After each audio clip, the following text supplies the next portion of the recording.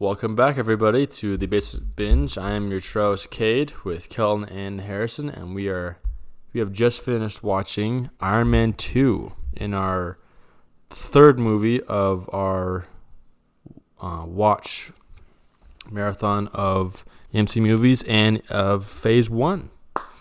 Let's get to it. Yeah, I'm pretty excited, actually. I'm a huge fan of this movie. I forgot how great this movie was. There's a lot of things that I remember out of just Iron Man in general, and a lot of things about Iron Man's story come from this movie, actually. So I'm very excited to talk about it. Yeah, I think this is honestly like the second time I've ever seen this movie. Are you serious? Straight Wow. up. Wow. Was it a good second time? It was a great second time. Okay. It was That's awesome. good. That's Awesome. good. So should we do start our rating first? Yeah, Yeah, let's start go our into rating. it. Let's Okay, go so over to Cade, our ratings. I Yeah. just got it pulled up here unless you guys do. You had Iron Man 2 listed as number 14. Number 14. So like right in the middle, like almost like dead center. Okay. Well, I'm looking at it right now. For me, number 14, I want to move it up maybe a spot or two. That's because I'm fresh off of watching it. So I think I want to move it up. I say it was moved up to 13. Move it up one just right now because I'm like, I don't want to give it to Yeah, the it's going to rest of the change movies. later, It's going I'm to change sure, and but- fluctuate and stuff, but I think this, it's on the up and up. So I'm giving it a move. What you, Kelton? So you had yours at 20. Whoa! Well, you only watched it twice. That's it's kind of Well, justified. yeah, I can honestly tell you now that's going to change because I did not remember like anything about this movie, or it was just so long ago, like I couldn't remember how good it was. So I know for a fact that's going to change. Yeah. For fact, people. Yeah, what about you, Harrison? Mine is at number 9, so in the top 10. I think it just solid. I mean, I will say that I had watched it really recently to doing this list, so I really had fresh memory of it. But I think it really just solidified its spot in the top 10. Just really confirmed to me that it's going to stay there. Maybe go higher, but I don't think it will go any lower. That's for sure. And then in the individual phase, I have Iron Man 2 listed as number 1 for Phase 1. That's staying the same. Cade, you have it as number 4. I have it at number 4, and I would like to move it up to number 3. Oh, wow. Okay. And Kelton also number 4. Yeah, it's going to move up. I know for sure. I'm not going to say like where because we still haven't finished Phase 1, but That's true. Yeah. I know that's for sure going to move up. Yeah. So I'll say it's going to move up. It's going to change. So all around, really, really positive responses to this movie. So let's jump into sure. our 2 cents here. Oh, yep. I got the clock ready for you guys. Come on, Cade. That's your Not the job. calculator, the clock. Okay, here we go. All right, who's going Who's first? ready to go? Yeah, I could go. All right, Okay. You're on. All right, this movie, I think it is huge. It's just when I watch this movie, it doesn't feel like it's separated from Iron Man 1. It's really good at kind of tying both of them together, and it's great because you really get a feel for Tony Stark and who he is. I mean, you already did in Iron Man 1, but sometimes in movies, for the sake of time, character arcs kind of happen very fast, and you don't really get a feel for the character and who they are, and maybe that critical development or growing pains it takes for them to become a better character. And so this really just gives better depth, I feel, to Iron Man's personality, on that he is really just like a playboy. He's rich, and he literally does whatever he wants, and he just like lives life literally each like second at a time. He's a guy who doesn't have a plan with anything, and I think this movie does a really good job at showing that. Like it's just a hilarious movie too, and it had good origin story, like I mentioned before in previous podcasts. I'm a sucker for. Mm-hmm. It goes back into history with Tony's dad and kind of it explains like the reasons behind the villain. So I always love that. I just enjoy good orange stories and stuff like that. But yeah, the fight scenes in this were incredible. I think they had a lot of fun with that, and Not gonna lie, I know for a fact this is gonna be a hard movie to decide which is my favorite scene. Yeah. Because like right now I can think of like 3 great scenes, but yeah. And then also I love the music again. Like I'm sure I'm gonna say that with every Iron Man movie. Like the AC/DC music. Yeah, it's just I don't know. It's great. I can't go any longer, but we'll talk later. Boom. Good job. All right, who's next? I'll go. I got some things to say. So first off, this movie was outstanding. I have, like I mentioned before, so the things I remember, if as a general just thoughts of like what I think about Iron Man, a lot of what I think about as far as like how he's developed as a person and what he did, a lot of things just go down in this movie. And so a lot from I remember is from this movie, even though I've watched it. I feel like I've watched this one less than the others as far as the 3 Iron Mans go. Now, one thing I wanted to point out was that I realized that he replicated his first suit.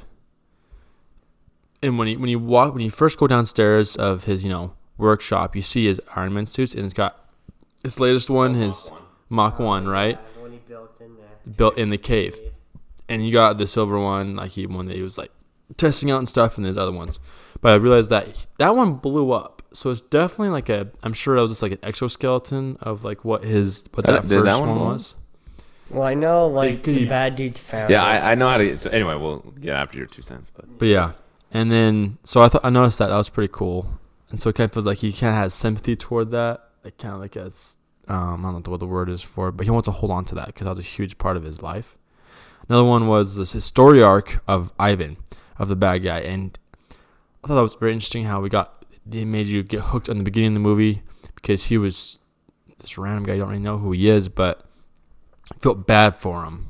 And so when he came to the picture where he actually met Tony Stark, you understood who he was and what his motive was, and so it just felt so much better as a bad guy. And so you got me invested more into the movie.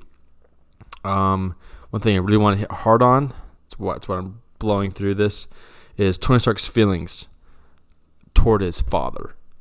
Is that... Oh, I'm running out. Dang it, dude, I ran out. What a terrible time to end. Dang it. Well, 2 minutes are up. Shoot. All right, Harrison.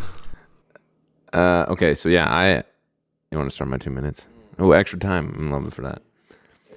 So I am a huge fan of this movie. Like I said, I rated it in my top 10. And I will say this, I like you said, Kellen, I think this does a really, really good job at just picking up where Iron Man left off, especially after coming from the Hulk and seeing that for the first time and seeing like how bad and disconnected and like how standalone-ish that movie feels. And then coming to Iron Man 2 and being like, wow, this feels so much... Like, it feels so much just like a regular old sequel that's so connected, and you still have the same character, but not even that. It's not like, oh, you have the same character, and here's a new arc. It's the same character with the same arc that's just progressing with new things, which I thought was really good. But then also on top of that, I think it was Paramount Pictures at the time. I don't think it was Disney yet. In this movie, I love seeing their like commitment to a bigger universe. Like with all the details they had in it and all the things they were mentioning in the end teaser with Thor's hammer, but not even that, but just like the understanding of something being so much bigger. But I also think it's just a fun movie to watch. It's so the relationship between Tony Stark and Rhodey is a ton of fun. The acting in this movie is like top-notch acting for Marvel movies for me. It's a ton of fun to watch. The action is amazing. The story is compelling and like you're invested in the characters, and it's not like cheesy. You really feel for them and what they're going through. And it's just like impressive how well they were able to continue from Iron Man 1 and really begin to build something so much more. And it's really fun to see in this movie. How much time do I have? You have 20 seconds. So what do I want to say in 20 seconds? It's just a ton of fun. I just think it's amazing how well they... Like, everything that happened in the MCU, I feel like really builds off this film a lot. Like, what happened here? Maybe that was just a last, like, knee-jerk statement. I don't know. But, yeah, so... Well, automatic buy.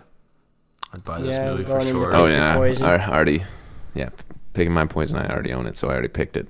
Bye. Hey, we watched your copy, so that tells itself. I say this is like if you want to buy movies that like to be more descriptive than like buying the movie. If you want to just buy a certain amount of number of Marvel movies, this would be one of those. So this is more like a higher priority to buy than others. Like you could just buy the Incredible Hulk just to say that you have it, but like definitely buy this one before that one. Like this is high quality. Even if you're not like into the MCU, this is just like a fun, like almost like buddy cop action movie. It's just a lot of fun. True. Yeah, for my pick my poison, obviously a buy. I'd say this is one that like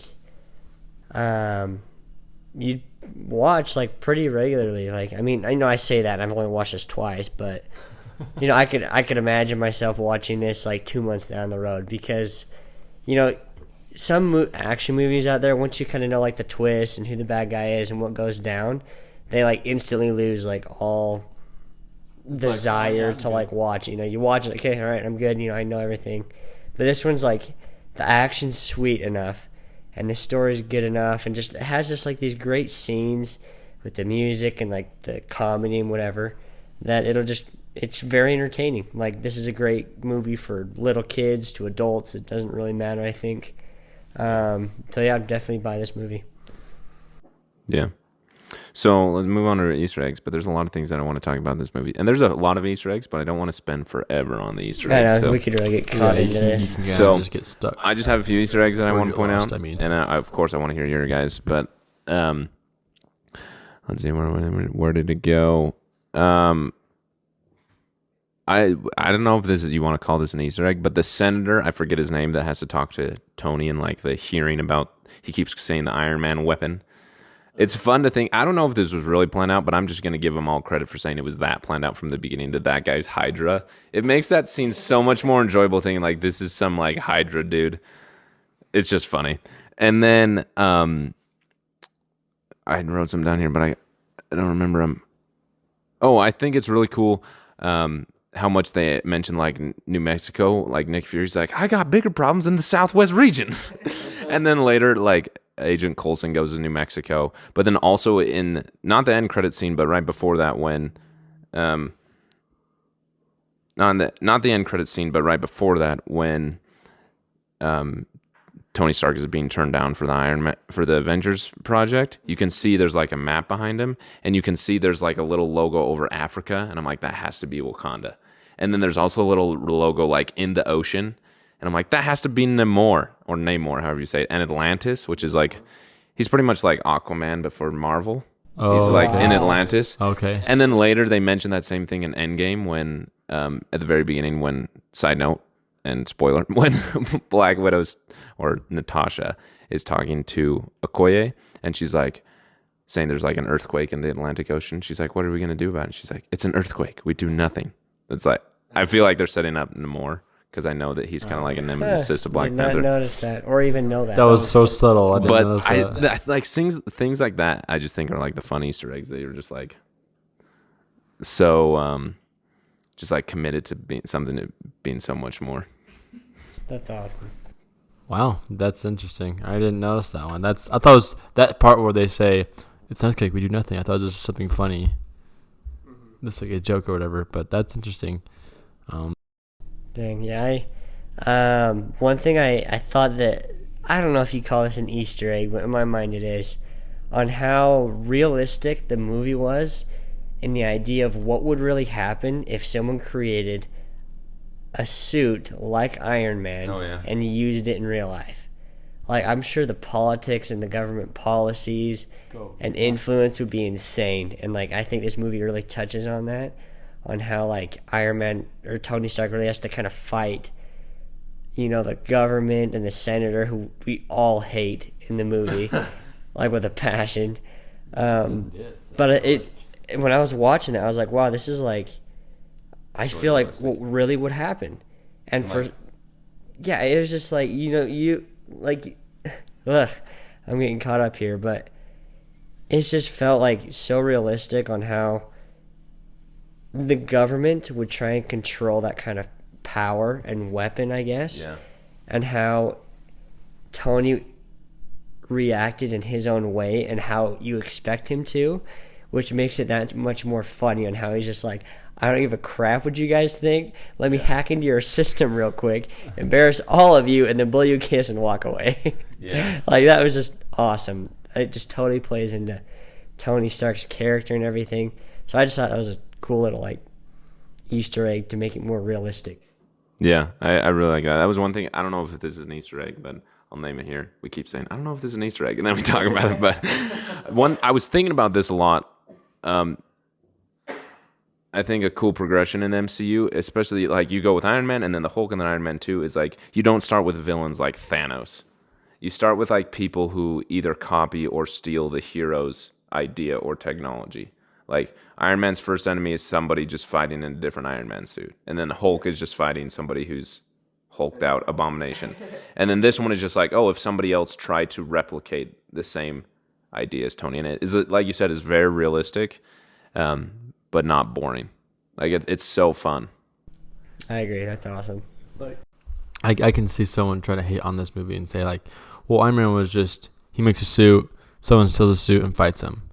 And then Iron Man 2 is, he makes another suit, some guy makes his own suit, they fight, he wins. So it's like, you put it that way, it's like, yeah, but there's so much more to it. Like it does not give it just whatsoever. And I wanted to point out that, with the Easter egg, what was it? When it showed all of the like the newspapers and stuff, it showed like the progression of like of Tony Stark and everything. But like I didn't notice, it looked like they took out Obadiah. Oh yeah. I don't know if you'd ever noticed that, but like they have never like it showed Tony. There's like a classic photo from the first Iron Man where he has like, it's like this epic photo or shot, but it has Obadiah in the background. Obadiah wasn't there, which I thought was interesting. Maybe there was something out of rights or something like that, where he's no longer part of the MCU, but I noticed that. I thought that was interesting. Yeah. One last Easter egg that I'll say, this also has to do with just one of my, like, I don't know if it's my favorite scene, but just something that I love about this movie, and I was going to talk a little about later, but I guess I'll talk about it now, is one of the reasons that this movie is so enjoyable for me, and I realized this time, is because I feel like the acting from everybody is top notch. Like Samuel L. Jackson as Nick Fury is like the best Nick Fury I've ever seen. And like, it's like the only Nick Fury that could ever exist. Yeah, but like watching him be Nick Fury in this, I'm like, this is like the first or second time he's been Nick Fury, and it's great. Like how Nick Fury he is. And the way he talks to Tony Stark is hilarious. How much Robert Downey Jr. is Tony Stark, only after his second time playing this character. Like that scene when Pepper's sick, and he's like, are you sick? I don't want you getting anywhere near my, don't want to catch a cold. And he's like, you need to wear a mask. And she's like, that's rude. That was, and then there's a bunch of others that I could talk about. Or like where his arc reactor like doesn't turn on, he like hits it a bunch. All of those things weren't scripted. Like, now I'm going to forget her name. Who plays Pepper? Oh my gosh. Oh my gosh, why can I not remember her name? Gwyneth Paltrow. She was actually sick. So then Robbie Downey Jr. just like reacted to it and just threw in some lines. And then later, when the arc reactor doesn't work, the prop just didn't turn on. So he just like goes with it. And then not even those scenes, but just like later when he's rebuttaling with Pepper Potts about the artwork that's going up and how he sold it to the Boy Scouts and all the other things. It's like he's so good at being Tony Stark. Eating donuts after he loses a suit. The acting is so fun. Or like Happy's acting. Or like even this really small scene when Tony Stark is saying like, I want one. And he's talking about Black Widow. And Pepper's like, no. And she just looks at him and she doesn't like, Tony's staring one direction. She's just like staring at his cheek. But like the face she makes, I'm like, it's just all such good acting. Like I love the characters, how they were written, but also the acting in it. I just feel like it's so top notch and really, really like getting into the character, which is a ton of fun. One thing I want to point out was I just realized while you were talking, which is really interesting how like how good they were with acting. They could pick up small little cues and have one thing I'm trying to point out was Happy. He was just, he didn't have a lot of lines in this movie. He had some funny, hilarious moments, but like there's points where his dialogue between him and Tony Stark was actually very minimal. It was more pointed toward like body language, like the relationship that they had, like when in the boxing rink, like whenever like he asked, could you get like teach Black or Natasha, teach her like a lesson. He's like, yeah, sure. Like he's willing to do that for Tony, as well as when he shows up with the box of strawberries when Pepper just like is really stressed out and freaking out about the company. Is that he turns and he like says, "Wow, I lost both of the kids in the divorce," and he turns to Happy and Happy like gives him like a little like face of like, "No, you didn't. Like I still got you." And he's like, "Okay." And then like as they're leaving, you see it shows you look at Happy again. You like give this like hand gesture like, "Sorry, dude. Like I gotta do what I gotta do, but I still love you, man." Kind of it's like little subtle things to where fast forward to Endgame where he's talking to Tony Stark's daughter. Like you can see like the build and the the relationship just it's growing right now as we're going through these movies. It just like has my appreciation for that moment. It's just intensifying to where I feel like once we get to that point, I'm just gonna lose my mind and just cry so bad. One last thought about it before we get into our least favorite and favorite scenes. I was just thinking about this. So Iron Man 1 came out in 2008, and then 2 years later, Iron Man 2 came out. And I think it's like besides the Hulk, because that's just a mess. But I feel like as a first movie to say like, okay, yeah, we want to make a sequel, but we don't just want to make sequels. We don't just want to make Iron Man movies. We want to make Marvel movies. And I was thinking about like, oh, why did they make an Iron Man 2 so soon? Like when they have all these movies they could have made, why did they go with Iron Man 2 so soon? And I think it was a really good way to show like people who are invested in the story, like, yeah, we are still going to have fun with Iron Man and the character of Tony Stark, but it's going to be really enjoyable and a different story, but in a fun, positive way when we involve other people in like the way they involved Rhodey. And I just feel like it was a good step to say like, no, we're still totally invested in each individual character, but it's going to get so much bigger. And I just feel like it was a really good stepping stone. And going off of that, I think it was really good that they did Iron Man and Iron Man 2 right after that, is that it was to captivate the people who weren't really invested in Marvel, if that makes sense. Because there's always, a movie comes out and it's really good, and then the sequel comes out. Yeah. And so I feel like that was to help the people who are not so much on the train to like, okay, this is something to watch. It'd be easier to go to an Iron Man 2 movie when this was so new in 2010 than it would be to go like to a Thor movie for the first time. So. Right. And so it's kind of people that kind of hard to follow. Yeah. So I thought that was... So anyway, we can obviously talk about this for a while. So, Kelton, what is your least favorite scene from this movie? Easy. Wow, that was fast. I don't really know why, but I really dislike the scene when Rhodes takes the suit from Iron Man. Oh, like the house party? Yeah. During the movie? Yeah, like I don't like that. I don't, just the whole idea of like watching, one of my favorite superheroes kind of lose, air quote, you can't see that, but lose one of his suits, what makes him him. And like, I don't know. And just... I just didn't enjoy watching like a superhero lose his suit and like someone kind of just becoming a superhero thanks to like his technology, So, I mean, the fight scene was cool, but I don't like the fact that how he lost. I mean, it obviously like advanced the plot and everything, but I was just frustrated by the way how Tony reacted, but that's just Tony, He just goes, gets some donuts, eats them in a giant donut on top of the donut shop. Like, that's just him, But, yeah, for me watching that, it's just like, come on. Like, just beat him and, like, take your suit back, So, I don't know why, but that's my least favorite scene. Okay. Harrison, what's your least favorite scene? I don't know if I have a least favorite scene. Like, I'm sure I can think of one, but so give me a second to think about one. I can go while you go ahead. Okay. My least favorite scene, I would say, it's kind of an in between scene. I just had it on my mind and it has now left me. So not much of a filler for this, but It's when he's like leaving the expo is kind of a weird thing where it shows Ivan and his like why he has this motivation to go out and kill Tony Stark, but then it cuts to Tony Stark and then he's like it's him. He lands the epic superhero landing and it's that cool intro. But then he starts talking about the Stark Expo. It's like, okay, you're gonna start losing me soon. And then that point where it cuts to him walking through the crowd, I just thought that was weird. It's just kind of like a first-person view of just him like walking around looking and stuff. I thought that was weird. I feel like they could have been funnier with that if they're trying to be funny or just showing out that he was a playboy or something like that. But that was my least favorite scene. Yeah, that was a weird take. Yeah. Yeah, you found yours, Harrison?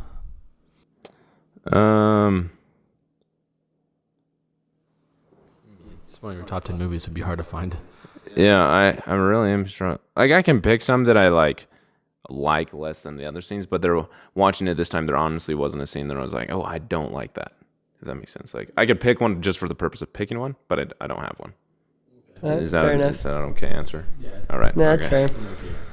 All right, favorite scene. My favorite scene. I have too many. So somebody else go first. Yeah. I want to say the fight, but that's just like a given. That fight's awesome. So I'm gonna go with another really great scene, and I'd still say it's one of my favorite. Is when he creates the new element. Yeah. Like, I love watching Tony Stark build stuff.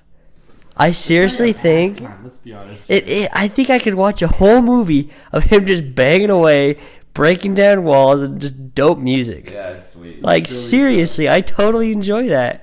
And, like, even when Ivan's making his suit, like, I totally enjoy that too. I mean, it's not the same as Tony Stark, but, like, I seriously love just the music and him just, you just kind of tap in on that, like, he's like kind of like a smart aleck and just kind of goofing off, but he's still like a super genius on how he could kind of follow the steps his dad left behind to create a new element, and he just did it in his like basement. Yeah.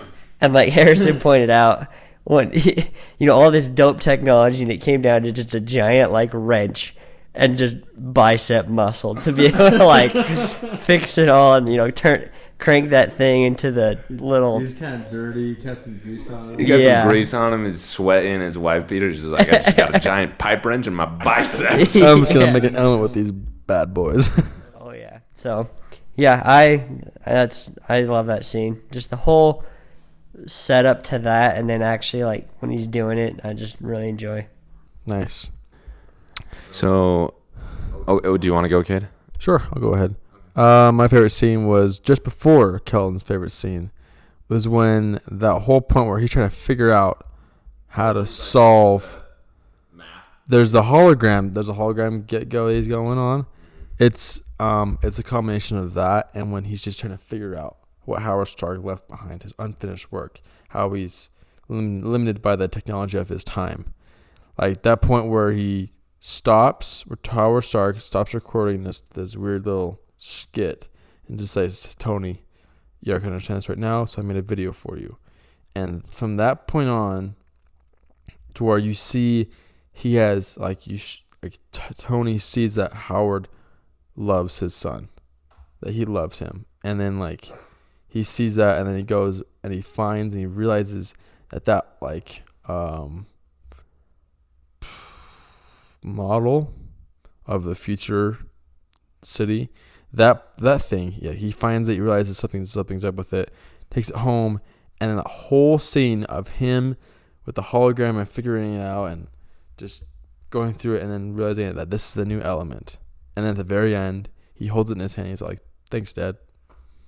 That whole part was just like, that hit home, and it was so sick seeing him figure that out, but it was hit home because the connection between a father and son is very powerful. And I feel like that just really gave it justice, and it was just an awesome scene of Tony Stark just being a genius.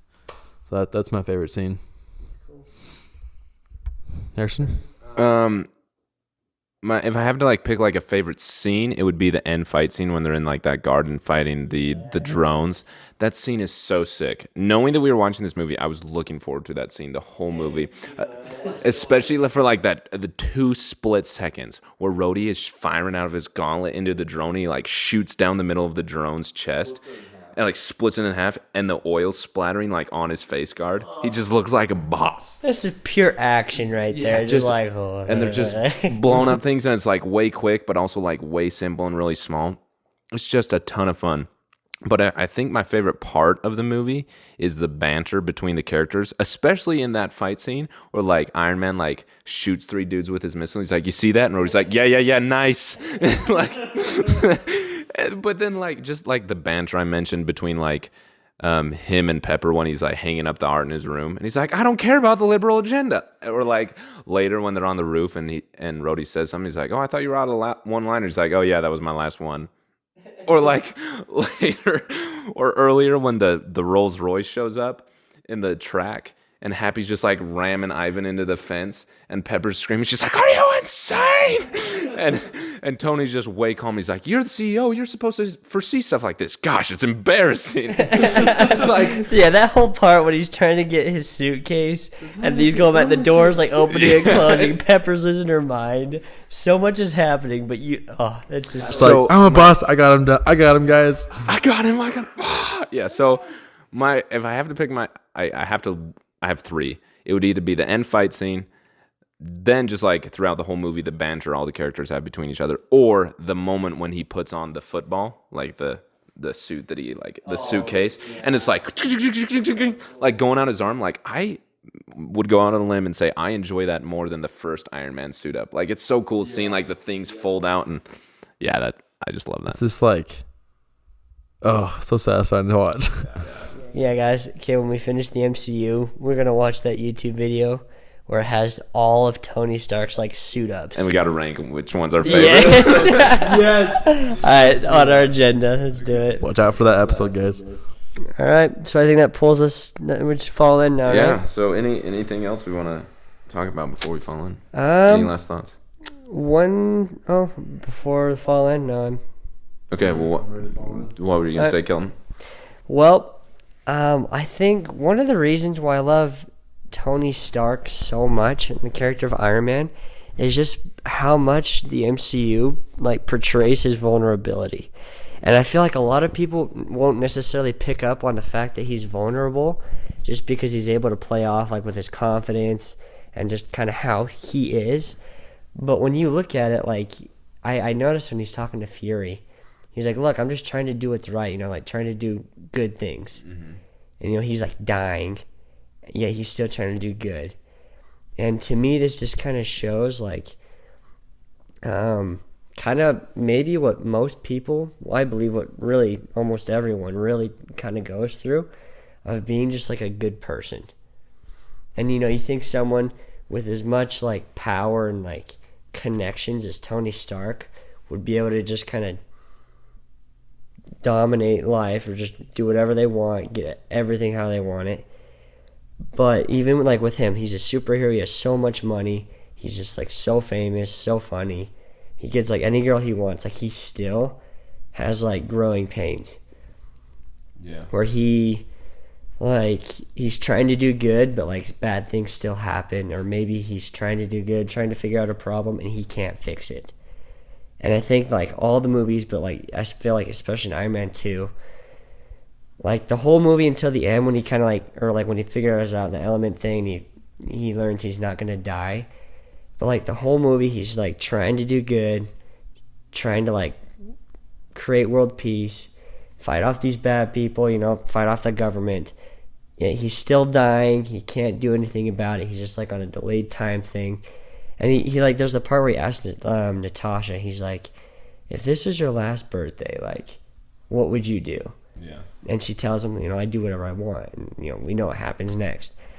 But, like, it just shows that he's still, like, a good guy, and he's trying to do what he can. But, like, even though he's a superhero, he still, like, struggles just like everyone else does. Just like all of us. So. Yeah, I really like that. That's awesome.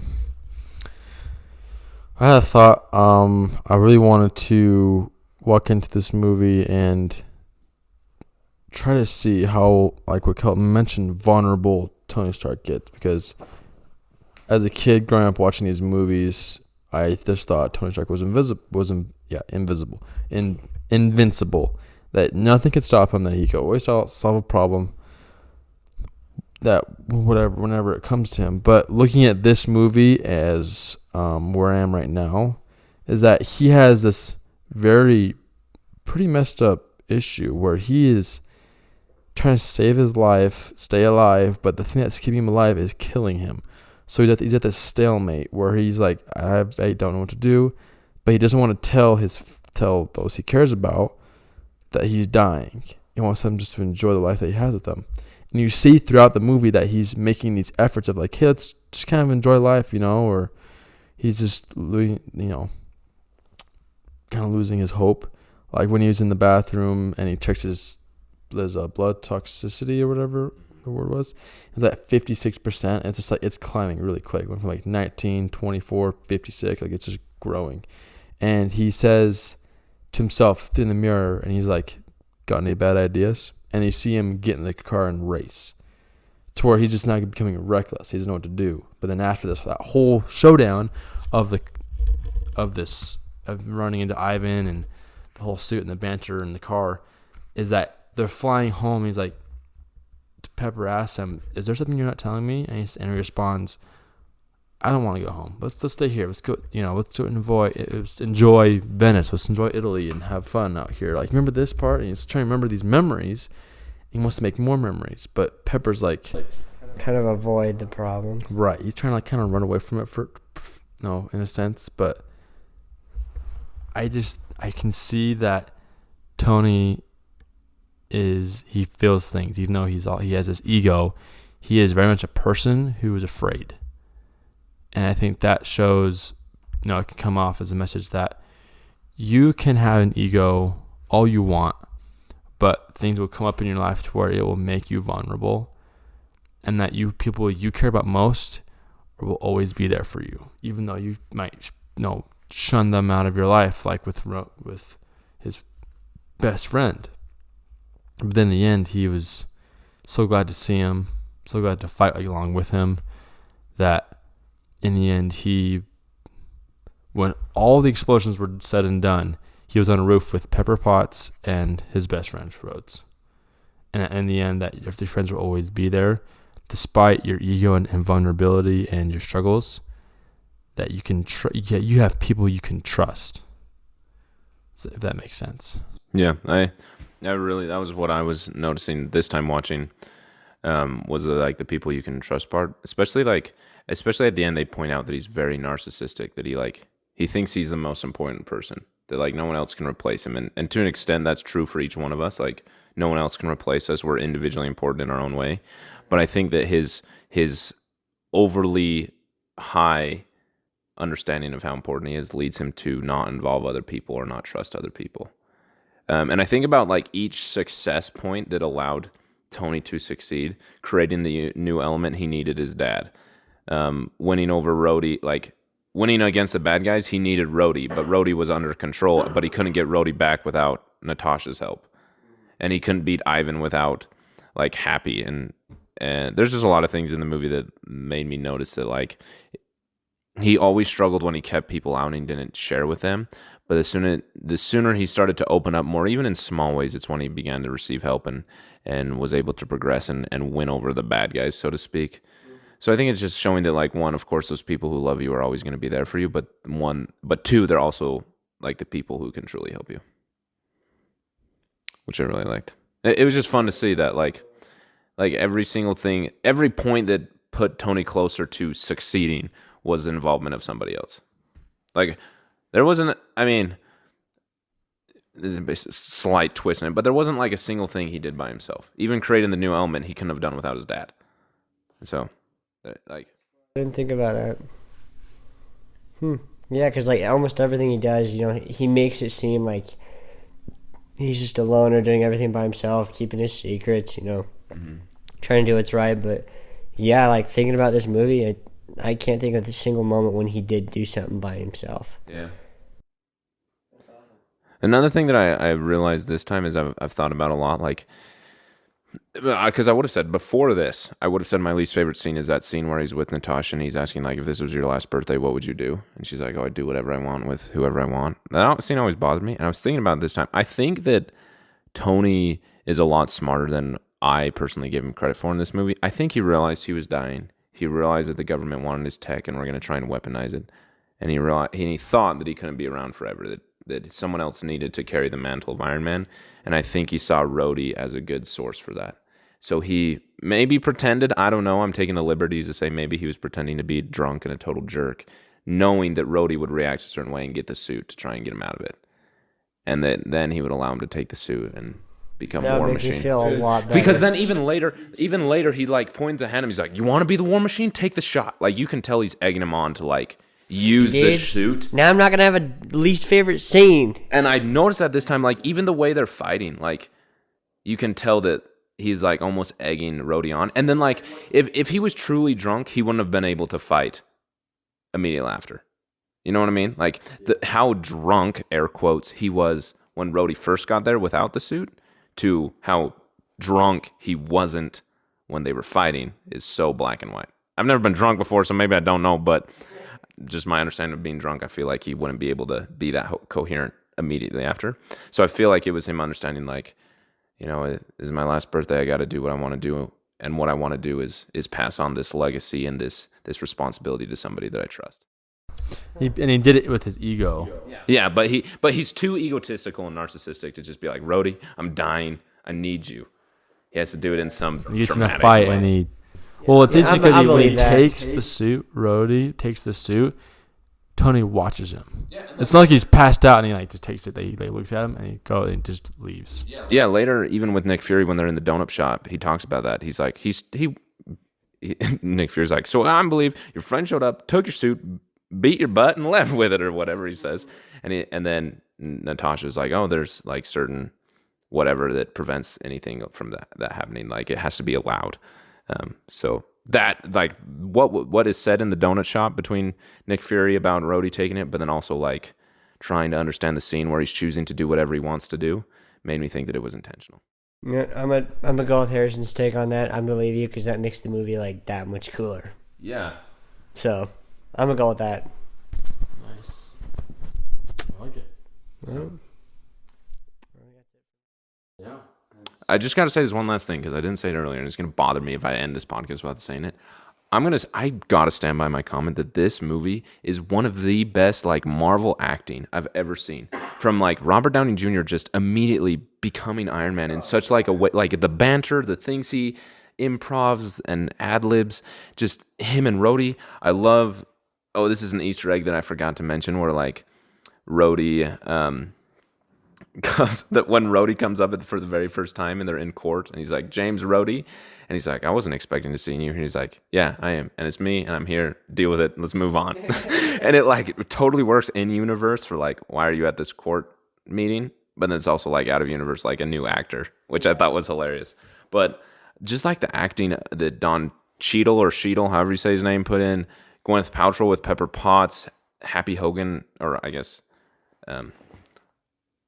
Jon Favreau being Happy, Sam Rockwell being, or maybe that's the character's name. Yeah, Sam Rockwell playing Justin Hammer. Like, even the way he acts, or Mickey Rourke being Ivan Vanko. I just thought the acting they all nailed it. Like, even the way Sam Rockwell was like, there's a scene where he's talking to, so I guess Justin Hammer is talking to Ivan, and he's moving his hands a lot. His hands have self-tanner on it because Sam Rockwell thought that Justin Hammer would be the type of person to use self-tanner. So he put self-tanner on his hands. Just like the acting in this movie is so good. Wow, that's way cool. Just like the way he acts of somebody who's like not as good as Tony Stark and totally gets beat up by him, but is like trying to be confident and steal it's just so good. Love the acting in this movie. It's one of the reasons I enjoy it so much. The action is so fun, but just like the acting is. Yeah, I think they all nailed their part completely. You know, like I totally agree with you. It's like they were all like them. Yeah. Like you didn't feel like they were kind of like getting into their character. Because some movies it like takes a bit for you to kind of see who they really are. Yeah. like as a character, but this one's like right from the get go. It's just like this is them, and This they is who are he them. is. This is how he acts, and you kind of just like you just enjoy that. It's not like you have to warm me up to it. You have to convince me it's he's good for the part. He's right for the part. It's just more like, yeah, that's him, or yeah, it's her. What have you. There you go. Quality movie. Oh yeah, Totally. Go watch it right now. This watch has solidified it in the top 10 for me. But we'll see where it goes. we'll see. But Yeah, I don't wanna I'm say excited anything to else. rank it again, I'm but just we'll gotta see. say I love this movie, but it will be interesting to like go from the love of this movie to my love for Thor Ragnarok or whatever, and compare the two. It's gonna be fun. So Okay, next episode we are watching Thor. I misspoke last week and said we were watching Thor this week. I'm sorry. We're doing it in release order. So Iron Man 2, now Thor's coming up next. Watch out for next week, and we will see you then. Ciao, ciao. Bye-bye.